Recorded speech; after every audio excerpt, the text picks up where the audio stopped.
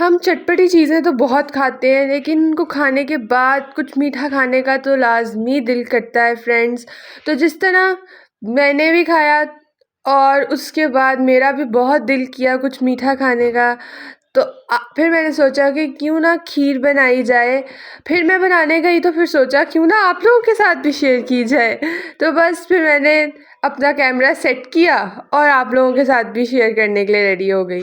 तो यहाँ सबसे पहले मैंने अपने पतीली ले ली है जिसके अंदर मैं दूध ले रही हूँ।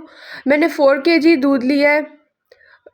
आपने भी जिस हिसाब से बनाना है आप उसी हिसाब से बनाएं। मैं थोड़ी ज़्यादा क्वांटिटी में बना रही हूँ, तो बस ये। और हम यहाँ सिंपल खीर बना रहे हैं। जो कोई ये पेशावरी या दूसरी खीर इतनी टाइप्स आ चुकी हैं, ये वो नहीं है, ये सिंपल खीर है। और इस दूध के अंदर अब यहाँ मैंने इलायची भी डाल दी है। और अब यहाँ दूसरी तरफ मैंने राइस वॉश कर लिए। मैंने जिस तरह 4 केजी दूध लिया है, तो उस हिसाब से मैंने नॉर्मल घर का जो कप होता है उसके अंदर 2 कप चावल ले लिए हैं। वो वॉश करके हमने वो इसमें डाल दिए हैं। तो ये मैं वही कह रही हूँ ना, ये असल में वो खीर है हमारी देसी स्टाइल खीर का, जो हम बचपन से खाते आ रहे हैं। जो कि मेरी मदर कहती थी कि खीर असल में वो होती है जिसमें चावल दूध में पकाए जाएं। अब इतने स्टाइल आ गए हैं उसको अलग से बॉईल करके बनाने का और ये वो, लेकिन जो असल तरीका है, जो देसी खीर है हमारी, वो यही होती है कि जिसमें आप देख सकते हैं चावलों को दूध में पकाया जाए और उसी के अंदर सारा काम किया जाए। वही हमें हमारी सिंपल और देसी खीर का टेस्ट देगी। तो यहाँ अब जो है आप देख सकते हैं बॉईल हो रहे हैं और राइस जो है अंदर ही कुक हो रहे हैं। अब इस पॉइंट पे जो मैं करती हूँ, वो जो ये इलायची हमने डाली होती है, इसका टेस्ट जो है हमारे आ चुका है उसके अंदर, खीर के हम लोग ये चावल और दूध के अंदर। तो अब ये जो इलायची होती है मैं इस तरह निकाल लेती हूँ। मैं अंदर नहीं रहने देती, वरना ये मुझे बहुत गंदी फीलिंग लगती है। आप इतने मज़े से खीर खा रहे हो और एकदम जो इलायची मुंह में आती है ना, सारा टेस्ट ख़राब हो जाता है। ऑनेस्टली ये मेरी पर्सनल फीलिंग है फ्रेंड्स। तो बस फिर यहाँ से ये पॉइंट होता है जहाँ टेस्ट आ गया होता है। तो बस राइस सॉफ्ट हो गए हैं। तो अब ये मैंने हैंड बीटर ले लिया है जिसके साथ इसको मैं कर रही हूँ मिक्स। वैसे तो ये जो होता है घोटने के साथ, जो हमारा देसी होता है उसके साथ करने लगो तो बहुत लंबा टाइम हो जाता है। तो इसलिए अब हमें थोड़ी सी मॉडर्न अप्लायंसेस यूज़ करनी होती हैं, तो मैंने उसके साथ किया है। अब वो करने के बाद उसको हम थोड़ी देर के लिए कुक होने देंगे। और यहाँ जो है अब उसकी डेकोरेशन का और उसके अंदर जो बाकी थोड़ी चीज़ें जानी हैं उसका इंतज़ाम कर लेते हैं। तो यहाँ सबसे पहले मैंने ऊपर जो क्रश करके हमने बादाम डालने हैं वो ले लिए हैं थोड़े से, और उसको मैंने इस तरह ही क्रश कर लिया है। ये हम ऊपर स्प्रिंकल करने के लिए जो है ये अब हम अपने बाउल में सेपरेट कर लेते हैं। ये हो गए हैं बादाम। तो अब इसके बाद जो है एक प्लेट में मैंने चीनी ले ली है और साथ ये आप रस डाल सकते हैं या केक रस भी डाल सकते हैं। ये मैंने जो है केक रस ले लिए हैं। और तो ये 2 कप चीनी है, आप 2.5 से 3 भी डाल सकते हैं। वैसे जिस तरह का आजकल चल रहा है स्टाइल, इतना मीठा नहीं लिया जाता, तो फिर उसी हिसाब से यहाँ मैंने 2 कप लिया है। आप अपने टेस्ट के अकॉर्डिंग भी ऐड कर सकते हैं। तो अब यहाँ जो है मैंने कुछ बादाम जो हम इसके अंदर डालेंगे वो जो हैं मैंने ओवन में पानी में थोड़ा गर्म करके ओवन में कुछ सेकंड लगा दिए। और अब इसके ऊपर से मैंने इनके पील उतार दिए हैं। और मैंने ज़्यादा कट नहीं करती इन्हें, बस सेंटर में से हाफ़ कर लेती हूँ इस तरह। बस ये सेंटर में से हाफ़ हो गए और ये हमारी जो चीज़ें हैं वो रेडी हो गई, जिसमें सबसे पहले ही हमने बादाम क्रश किए हैं। साथ हमने इसमें हमारी जो शुगर है वो ले ली है। ये हम जो बादाम इसके अंदर डालेंगे और साथ ही मैंने जो केक रश हैं इन्हें भी मैंने हाथों के साथ ही आप करेंगे या आप इन्हें ऐसे पीस लें।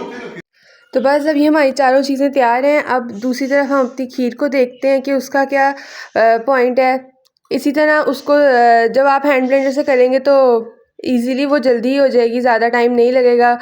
तो बस इसी तरह ये करने के बाद हम इसको अब थोड़ा सा देसी लुक भी दे देते हैं, आप लोगों को मैं दिखा देती हूँ। तो यहाँ मैंने अपना ये ले लिया है देसी घोटना। इसके साथ भी हम एक बार रिफ़्रेश करते हैं। तो इसके साथ साथ हम इसके साथ साथ करते हैं, और साथ अब हमने इसमें जो शुगर है वो भी ऐड कर दी है। इसी तरह आपने इसको मिक्स करना है। बहुत टाइम इसके साथ असल में करना बहुत टाइम कंज्यूमिंग होता है, तो जितना हम आजकल बिज़ी रहने लग गए हैं तो बस इसलिए अब थोड़ा हमें मॉडर्न अप्लाइंसेस भी यूज़ करनी पड़ती हैं। तो बस अब ये आप देख सकते हैं किस तरह की लुक है। ऑलमोस्ट सब मिक्स हो चुका है अब। और फ्रेंड्स, जब थोड़ी सी कंटेंसी थिक होने लग जाए तब आपने शुगर ऐड करनी है। फिर जो चीनी है वो उसको थोड़ा सा दोबारा उसके कंडेंसिटी को सॉफ़्ट करेगी। तो बस अब ये जो हमने साथ केक रस किए थे क्रश, वो भी इसके अंदर डाल दिए हैं। ये देख सकते हैं आप जो है उसकी कंडेंसिटी जो है सही हो रही है। पहले हमने थिक थी थोड़ी सी, तब हमने इसमें शुगर डाली है। तो अब जो है ये बादाम भी हम लोग इसमें डाल देते हैं। अब बस ऑलमोस्ट डन है। अब आपने इसको जो इसे पकाना है वही लंबा प्रोसीजर है। और अगर फ्रेंड्स आपको वीडियो अच्छी लगी है तो वीडियो को लाइक करें, शेयर करें और कमेंट्स में बताएं अपना एक्सपीरियंस अगर आपने मेरी रेसिपी फ़ॉलो की है। और अगर आप मेरी रेसिपी फॉलो करेंगे तो मैं आप लोगों को गारंटी देती हूँ कि आपको वही पुराना ऑथेंटिक टेस्ट मिलेगा खीर का, वही हमारा देसी स्टाइल और वही देसी टेस्ट। तो फ्रेंड्स, ये देख सकते हैं डन है। माशाल्लाह से इसकी लुक भी बिल्कुल हमारी देसी खीर की तरह है और आपको टेस्ट भी वैसा ही मिलेगा। तो यहाँ मैंने अपना ये मिट्टी का डिश ले ली है, उसके अंदर हम इसको सर्व करेंगे क्योंकि प्यारा इसने इसी डिश में लगना होता है। माशाल्लाह बहुत प्यारी लगती है खीर इसमें। तो बस ये मेरे पास 2 हैं इस तरह की, हम इसके अंदर डाल लेते हैं। ये मैंने पहली डिश रेडी की है। अब जो मैंने जो बादाम क्रश किए थे वो हम इसके ऊपर ऐसे स्प्रिंकल कर देंगे।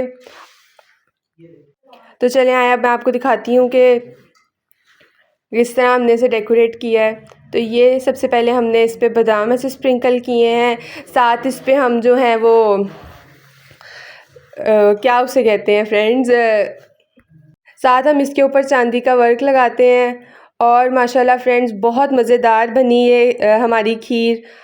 इसका पूरी के साथ भी बहुत मज़ा आता है। और आप अब मेरी अम्मी जान तो इसको नान के साथ भी खाती है, उनको इनका नान के साथ भी बहुत मज़ा आता है।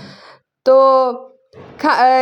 आप खाएं इसे जिसके साथ भी। खीर का मज़ा तो खीर का ही है, उसका तो आपको मिल ही जाना है। तो चलें, आपसे मुलाकात होगी इंशाल्लाह अगली वीडियो में। अगर आपको कोई स्पेशल वीडियो चाहिए वो भी मुझे कमेंट सेक्शन में बताएं, मैं आप लोगों के लिए ज़रूर लेकर आऊँगी। मुझे दुआओं में याद रखें। अल्लाह हाफ़िज़।